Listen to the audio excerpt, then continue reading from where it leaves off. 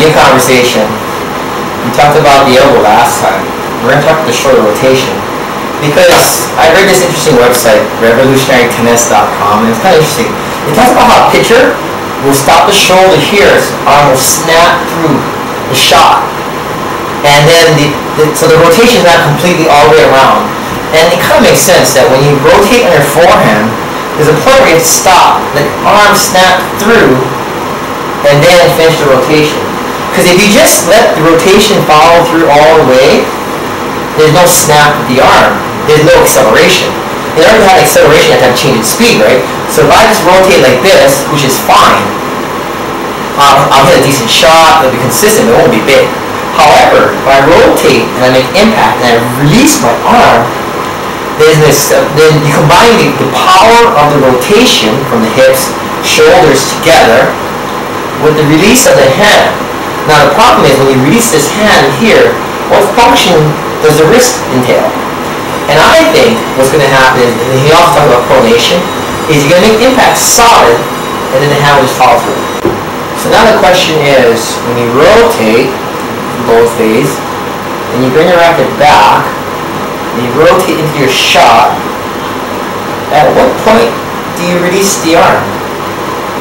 Or do you hit the shot, and your shoulders are open, and release the arm? Okay, so what we're going to do is we're going to really explore that. I'm not worried so much about the elbow anymore right now.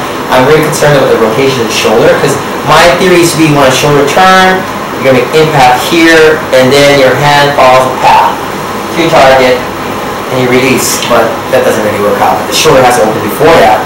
So my theory has been you rotate around, you make impact here, and release the hand. Okay? And that document I was talking about talks about the rotation, because you want to think of it like you're throwing. And it's kind of like a sidearm football. And then there's some point where you're going to have to stop your shoulder and let the arm snap. And that's what we're going to talk about today. Alright, the first is my friend. Doesn't like his forehand, so it's okay, but it's a good start. It's a good starter. And then watch the impact point. Where's his shoulders? Shoulders almost open as he makes impact. So he kind of rotates with the shoulders and the arm stays still. Watch his follow through though. Kind of weird. Kind of comes up like that right in the middle of his face. So I thought that was interesting to look at. Here's Daniel All, #1 player in Thailand, 35s and 40s, former ATP Tour player. And what he does is really interesting because then he rotates, and as he rotates his shoulder, look how far in front his arm snaps in front of his shoulder rotation. And I think that's what you need to do. You need to rotate your shoulder, but your arm has to be in front of the shoulder for impact. Your shoulder's going to be open on impact, and then you're going to rotate completely around. But he does hit old school, a little bit Eastern style. He's 40, so you know he's from a different time. Continental style forehand. Okay. I'm from a different time, but my game's a little bit more modern. It's kind of evolved since I was a kid. You know, and here we go, open stance. And watching the shoulder, and it's really hard to watch when you watch it at normal speed. So we slow it down, and we're going to freeze it on impact like the other shots. Shoulder turn, set, plant the leg, and wham.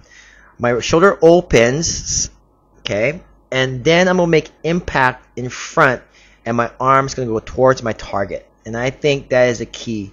The problem you're going to have with this forehand swing, and generally speaking, is you have to have the arm kind of flow through your target.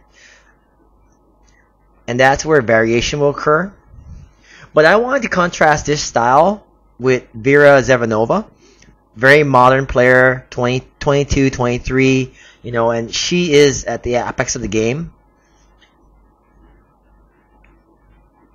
It's pretty much arm extension for me. Not a lot of snap. So here we go. She rotates and comes through. We'll slow it down even more. Watch the shoulder rotation and impact. The shoulders are in line with the ball, and it looks like it's just like Daniel All. Racket's far in front of his shoulder rotation here. I wanted to look at that follow through. Watch the follow through afterwards. See that follow through? As she fans over the shot. So I think based on the video we've been watching, the most effective forehand will be you rotate the shoulder opens, but your impact point and your hand is in front of your body as your shoulders rotate through the shot. And that's what we want to work on, and that's where we want to be.